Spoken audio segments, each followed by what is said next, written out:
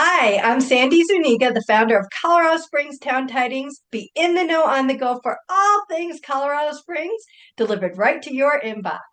Today, in our local business spotlight, I am excited to welcome Heath Gay, the founder of Colorado Fan Club and accomplished author. Heath goes beyond typical Colorado guides by uncovering what he calls forgotten Colorado and a few other things, the overlooked places and their stories that even lifelong residents might not even know about. With 52,000 followers on his Facebook page, eagerly following his explorations, Heath shares these discoveries through history posts, his own books, hikes, and custom excursions. He's essentially become the curator of Colorado's best kept secrets, helping people experience our state's rich heritage in ways that standard tourism just can't match. Heath, welcome to the show. I'm fascinated by how you've built such a passionate following around Colorado stories. So let's dive in and see what drives this mission. Thank you so much for having me today. It's an honor to be here and share a little bit about myself and the Colorado Fan Club with you and Great. those that subscribe to your newsletter. Thank you so much. Yeah, thanks for being here. So, again, I am fascinated. You and I have followed each other for, I think, a little bit over a year. And I always, you crack me up with some of the things. And then I am amazed at what you uncover, what you know, where you find things. And for all of our listeners and subscribers, Heath is my go-to trail guide. So on Fridays when we do the recreation, I usually will ask Heath, what's good in around Colorado Springs? Have you been there? And a lot of times we'll hook over to his Facebook page because he's got pictures in real time, or at least recently, so you know what to expect when you actually go on those trails. So, Heath, give us some backstory. Who are you? Where are you from? And what got you here? All right. So I'm from originally from Leadville. I was born in Leadville, and at the age of 8, I moved to Colorado Springs. And I've pretty much been here ever since, minus some years to go to Gunnison for college and a little bit of out-of-state time. But for the most part, Colorado has been my home, and it's my mission to share as much as I can about this great state with anyone that will actually listen. Whether you're from here, traveling here, I want to share as much as I can and also preserve the stories of those that came before us. That's also very important and part of the mission as well. Yeah, you do that really well.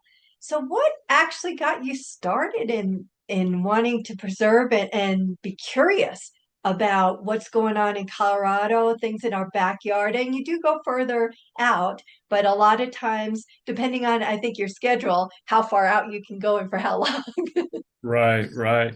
So if we want to go all the way back to the origin story of all of this, it really comes down to a health scare. I was concerned and fast forward, perfectly fine. It wasn't even a big deal, but at the time, it freaked me out, if I'm honest. So I started going to cemeteries to figure out what kind of headstone I was going to get or that I Oh my wanted. goodness.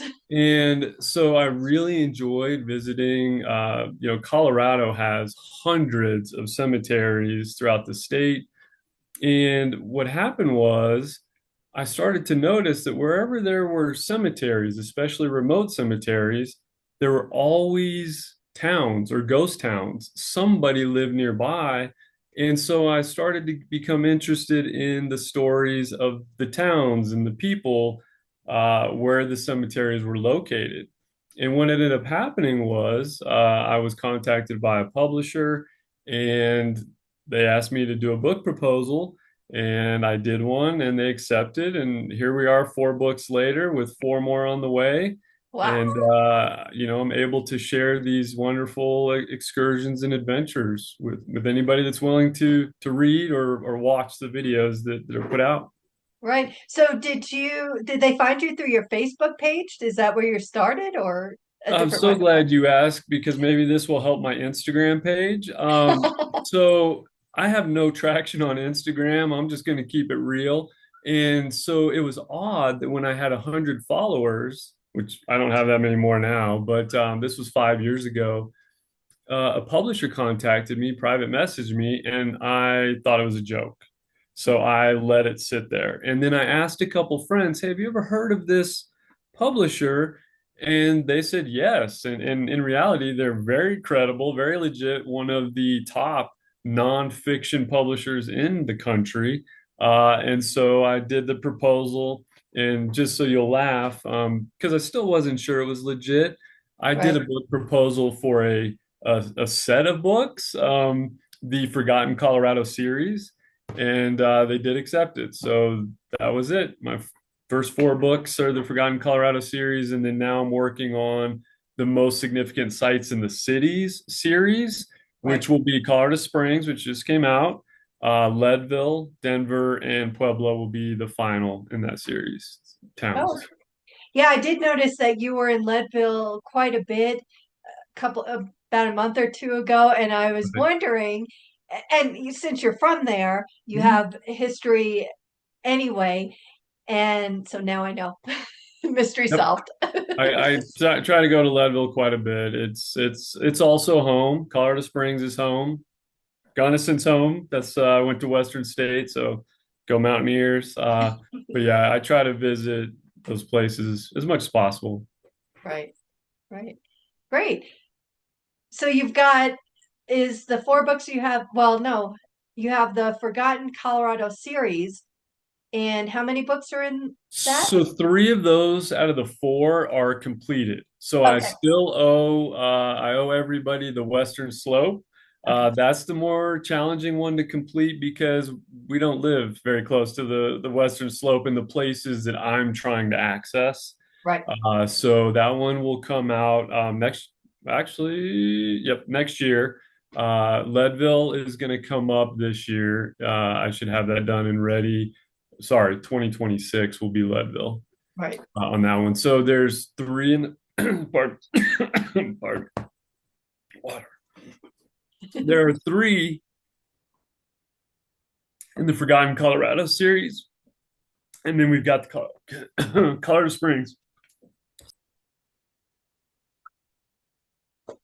All right. So just to recap, there are the three of the four books from the Forgotten Colorado series are available now. And then the most recent book, the fourth book out, is the Colorado Springs, the most significant sites in the city book. And that's what that came out in April of this year. Okay. And did you have a copy there, I think? Oh, I do. We like show Here and we tell here. go. Oh, Oh, isn't my background covering it? go Well, closer. Put go it closer. closer. Put it further Maybe. away. Oh, there we go. So that's the problem with background. So note to self not to do that at the next interview. No, All right. this is the Colorado Heath Gay ghost interview. Right. Let me see if oh, nope. I was trying to remove the background. I'm not quite that skilled No, yet. you are So good. You are good. I think it goes perfectly with you and what you do, and so it's all good. yep. And Okay. it's goofy and that fits. So here we go. So that's the latest book. And again, the Leadville, most significant sites in the city will be the next book that comes out early next year. Okay, great. So with all of your stories, there's a lot of things I want to cover. One is for our listeners, what's the most shocking Colorado story, whether forgotten or not, that you've uncovered that made you rethink what you knew about our state? Oh, wow. You have asked, I mean, there are so many things, I but know there is. I mean, I don't even know where to start. But, I got to tell you, I think.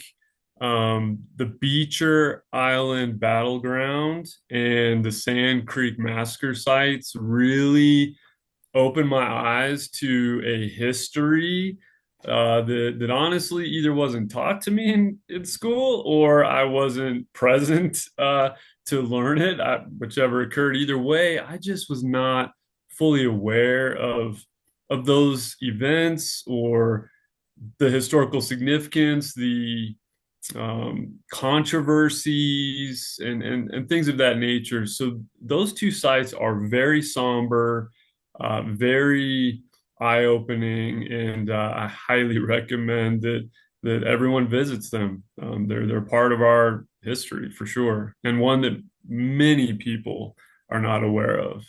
Right. So where is the Beecher one? So the Beecher is going to be up more towards the northeastern quadrant of Colorado, near Ray, Colorado. And it is in my northern book, at least it's in one of the books there. I know that for sure. And it's a good drive from Colorado Springs, but it's so worth it. Definitely recommend it. What's the, how long does it take to get there roughly?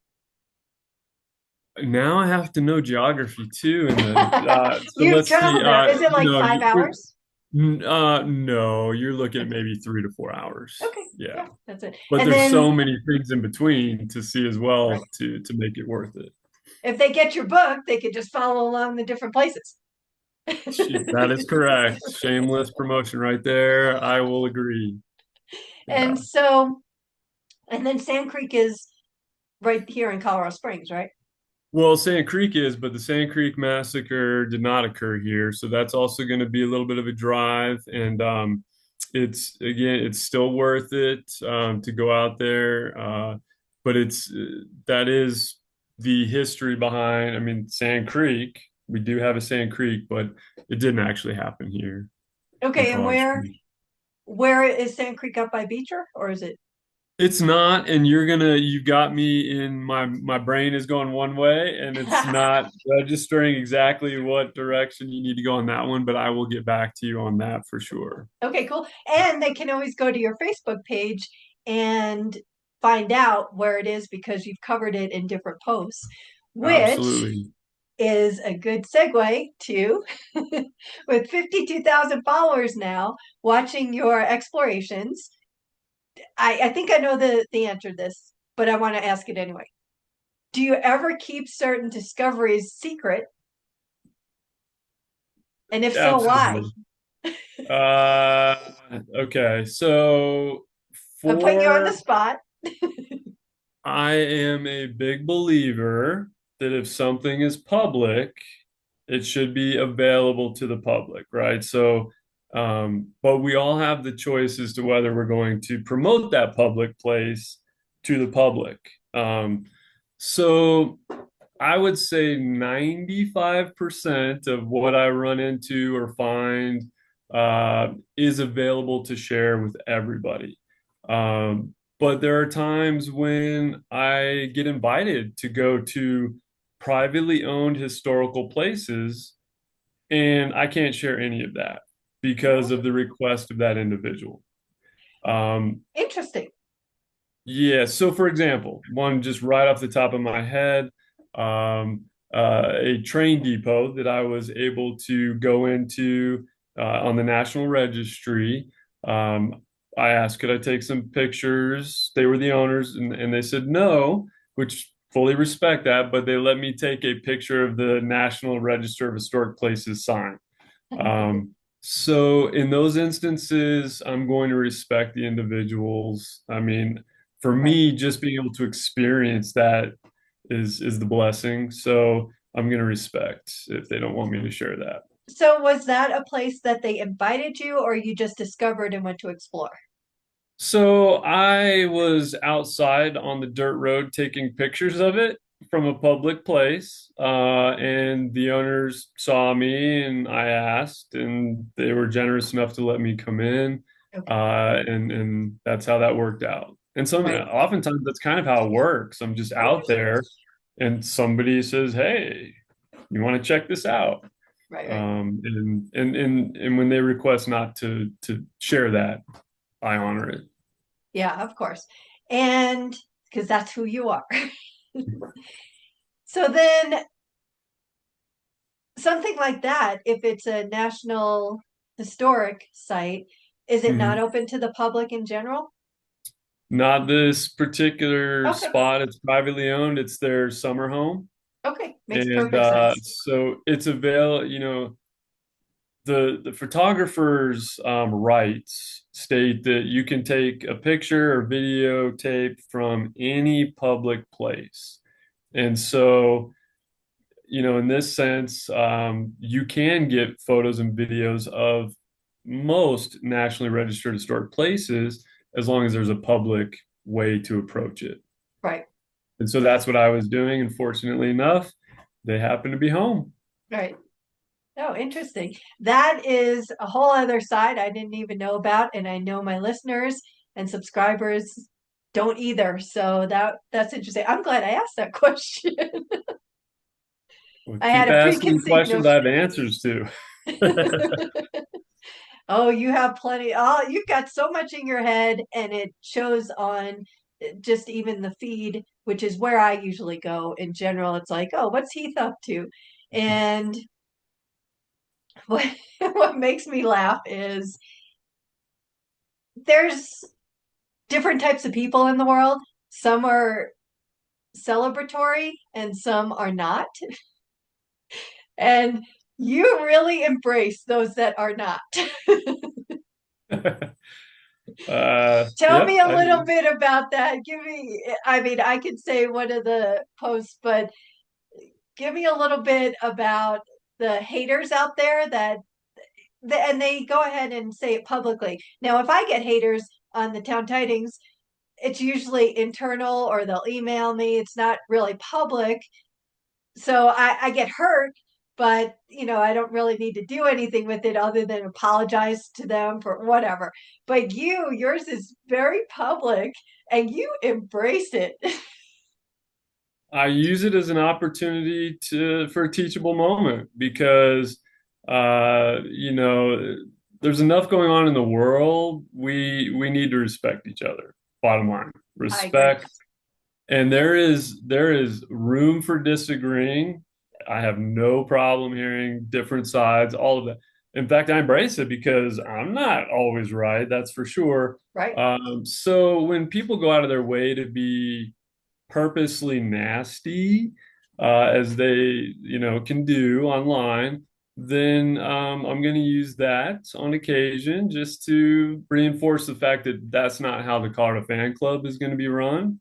Right. And those aren't the kind of people that are welcome, that are going to uh, publicly, especially, hate and say hateful things. This is a positive community where it's the Yes, it is. fan club, not a fan club. So Right. so that does intrigue me a little bit when there's so many people following the page that don't like Colorado. It's like, What? why are you here?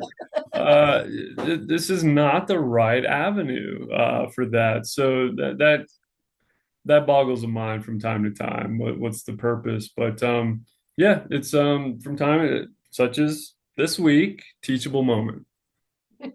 Well, my philosophy is always difference of opinion is not the problem. It's lack of respect that is. So I Okay, want to hear your side. Give me your perspective. That doesn't mean you're going to change my mind.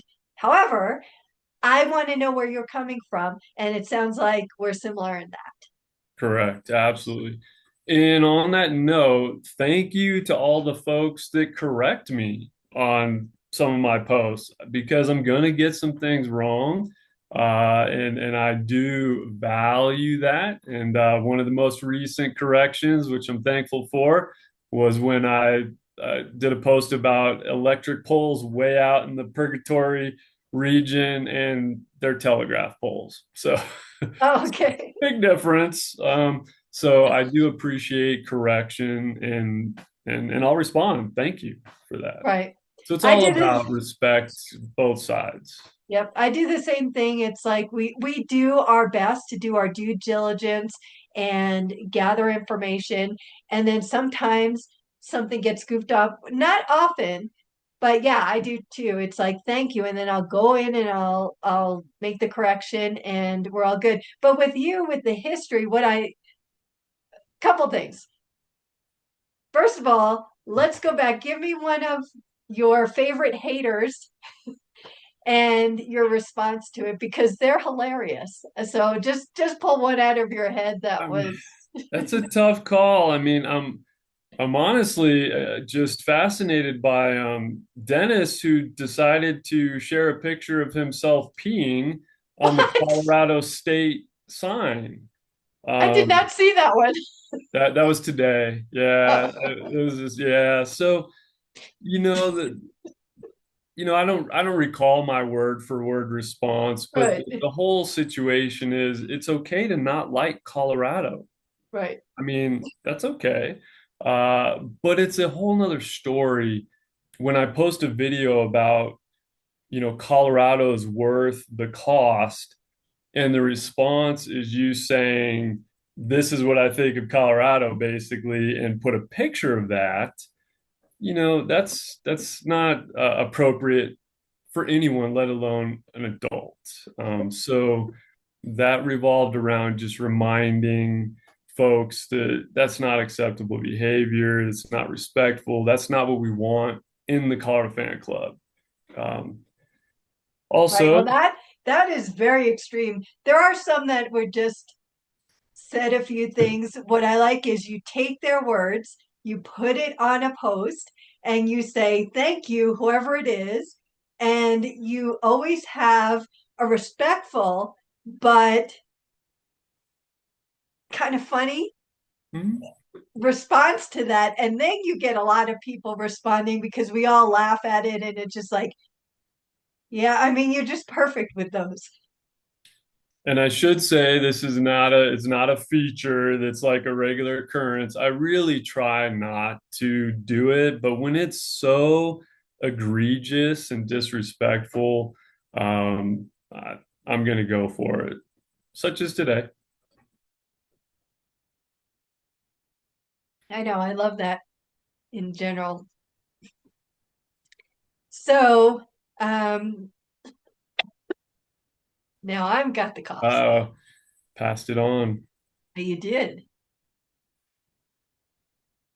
So I find a lot of your stuff on Facebook and your posts. So what I love about the Colorado Fan Club is you're actually out there doing it.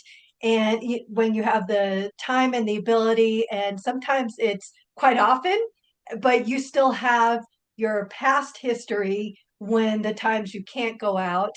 And like I said, it's real time. You were just there. You were just at the Emma Crawford coffin Hmm. races, getting all kinds of pictures and information. And I did a trivia on it too last week.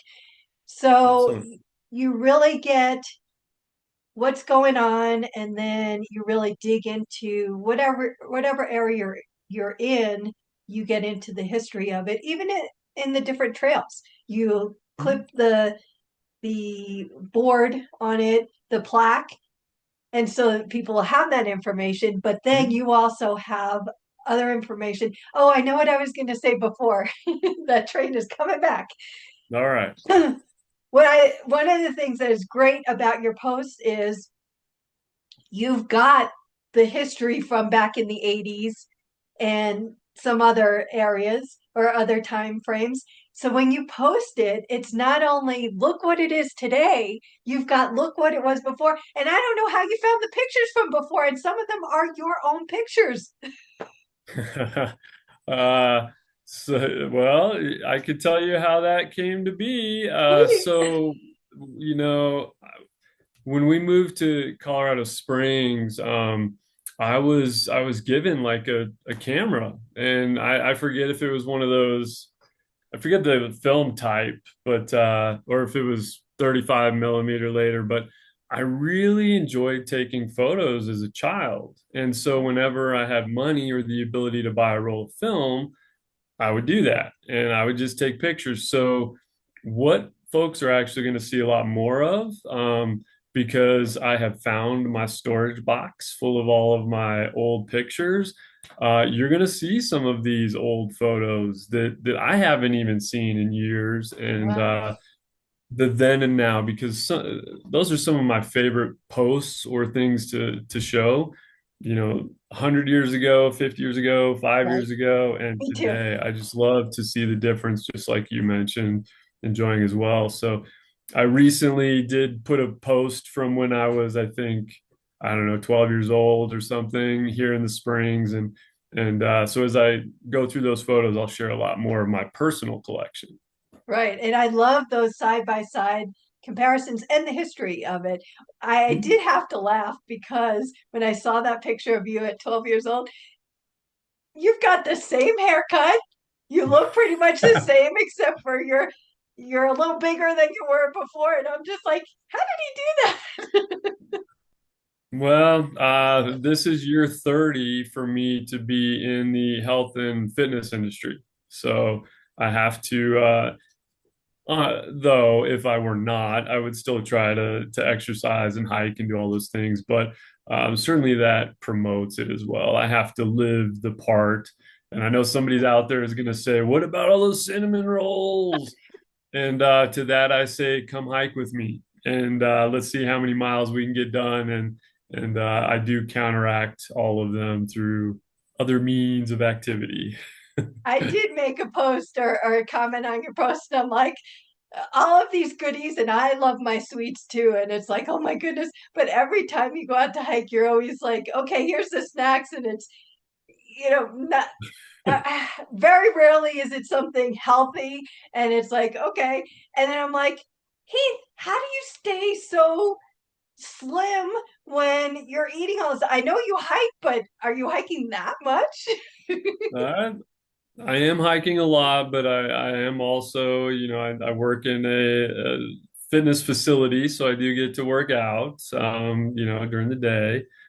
So I'm active, and that otherwise, no, I could not eat the number of sweets that I eat, Yeah. I was gonna nor say, would I recommend it. can you transfer some of that metabolism to me, please? Well, Yeah. and so it's not only the history of what's around, but also another thing I love is you go to these different businesses, and when you have, hey, look at this empty lot, it used to be such and such restaurant or such and such coffee house. And then you go to some of the ones that you maybe you had in the 80s that are still there, and you Mhm. grab their stuff, and it's like, okay, I remember. And so you're bringing us on that journey from back there, but also letting us know what's happening right now, and that you can go and experience a piece of history, but right now in the cinnamon Right. rolls or the toffee things or whatever it is. Right. Yeah, it's if those that have been around for a little while know coffee is my vitamin C, vitamin caffeine, and cinnamon rolls come in real close to that. So but no worries, I like pizza too. So we're Right. good. No. Yes, you do. Um, You like a lot of it. So I love when you go ahead and you go into these places. And so you give us a glimpse of what's going on there too. So it's not always just the scenery, the outside. It's the hidden places that are within plain sight. yeah, I guess my personal philosophy in terms of a meaning to life is to embrace experiences in your environments. And, if we're going to be in this state anyway, the state of Colorado or the city of Colorado Springs, or we're going to live in this neighborhood, why not learn everything we can about the realms we're going to be in so that our experiences can be maximized? And so that's the underlying purpose of all of this is for those that want the information, for those that want to maximize their experiences in Colorado, their resources, mine and others, Right. to consult. But the whole point is maximize the time you have on this planet and the experiences that you have, and try to make them as positive and productive as possible. And that's where this information, that's the heart behind it all. Okay. And so, what's the biggest misconception even Colorado natives have about our own state's history? Oh, wow, that's a tough one. Have I'm you not come sure I even want across to go any? down that road with history, and like the um I'm gonna have to come back to that one. I'm not sure Okay. what the biggest misconception is because Well, I'm what's not sure. an average misconception? How's that? I have not thought of that before. So yeah, that's fantastic. It's tough for me to think about what do people know or not know Well, you do about have a the state. lot of, you have a huge pool of people and they're commenting and everything. So you do have that. Good point. So I will be looking for that answer on the Colorado fan page, Maybe I Facebook need group. to do a poll and see what people say, and then crowdsource that answer. Sounds Yeah, good. that's a good one. Yeah, great. So if somebody has 48 hours or so to experience Colorado or forgotten Colorado, basically through your eyes, where would you send them that Google would never suggest? Man, two tough questions in a row. I don't know. Google and AI will send you just about anywhere, sometimes where you shouldn't go at all, uh, True. But based on certain. they don't have your personal experience. What they have is Yeah. data collection Hmm. and oh, let's put the bits and bytes together and let's spit this Yeah. out, which isn't bad, but they're no Heath. Sure. Sure. Sure. Um, I've got a couple of realms depending on what somebody wants to do, but let me talk about a general format for a 48-hour scenario that I would follow. Great. So that would include, of course, coffee in the morning, but so I like to do, a breakfast wherever I'm at. I like to do an outdoor activity after that, lunch, another activity, depending on where we're at, that could be indoors, a historic site, museum, some kind of activity, and then a dinner, and then an after dinner activity. So basically, three activities, three meals each day is a general scheme I try to follow just to make sure I'm nourished and experience wherever I'm at. So, depending on resources and fitness level, my answer would vary.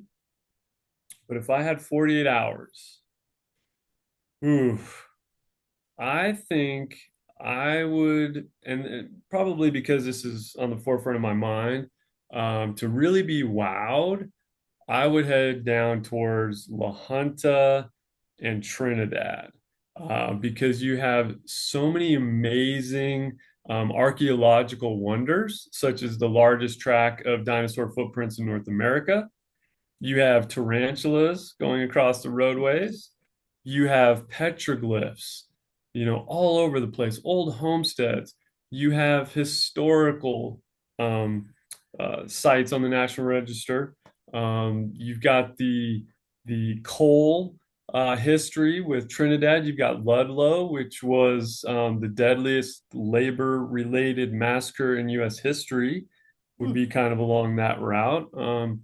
So I would tend to go south and start my way La Junta and follow Highway 350 because you have three to four ghost towns along the way, and end up in Trinidad for that second day and plan that.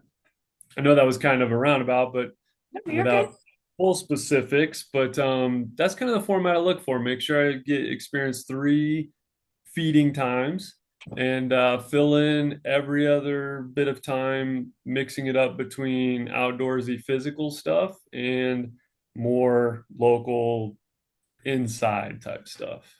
And sometimes your lunch may be on a trail, might be Yeah, packed. that's very true. Yeah, oftentimes it can be. Yeah, as well. So then is that in the Eastern Plains book, that route? So you're gonna get the dinosaur footprints and some of that in the southern region, Forgotten Colorado. Okay, But what I try to do with the Forgotten Colorado is stay away from mainstream areas. right. So, you're not gonna find a chapter just on things in Trinidad or La Junta. And if I post about those things, usually it's gonna be more of an outlier thing. Right. Yeah. Okay. And is there a Colorado mystery or legend you're still trying to solve besides Bigfoot? Ooh, mystery legend that I'm trying to solve. I mean, is there something you're still like, huh, I wish I could find more information on that, or I'm going to find information, just haven't yet. So, no, nothing right now is Okay, at the top of my, I fair need to enough. solve this or find that. I'm sure once things settle down a little bit, maybe that'll be the case, but just no time for that personal mystery investigative type stuff right now. Right. So tell us how they can get the my subscribers and listeners can get more information on you and what do you offer. Obviously, there's the Facebook page and you have a website. Let us know what that is. And then what's on there? Are there other things that you immerse people in? Are there things that they can meet you and do stuff? Tell us more about your business and how people can interact with it. Sure. So currently the two best ways to reach me or interact would be the website, which is coloradofanclub.com, or the Colorado Fan Club Facebook page. Those are going to be your two best bets. And if you want to make sure and stay connected, social media can be finicky from time to time, and at any moment it can be turned off. So your best bet to make sure that we never lose contact is just sign up with your email on the website. I don't sell your info. I don't even really send emails out. So it's just in case of emergency, I can, reach out and we can stay in touch. Otherwise, Instagram is there. As I mentioned earlier, it's not the best over there. It's not that the content's not good. It's just it doesn't tend to be my target audience, apparently. Right. And then YouTube is a spot that I'm definitely getting more uh, interactive with and putting up. I think right now there's about 200 videos or shorts, but the plan is to really shift gears and do a lot more on YouTube instead of having a lot of eggs in the Facebook basket.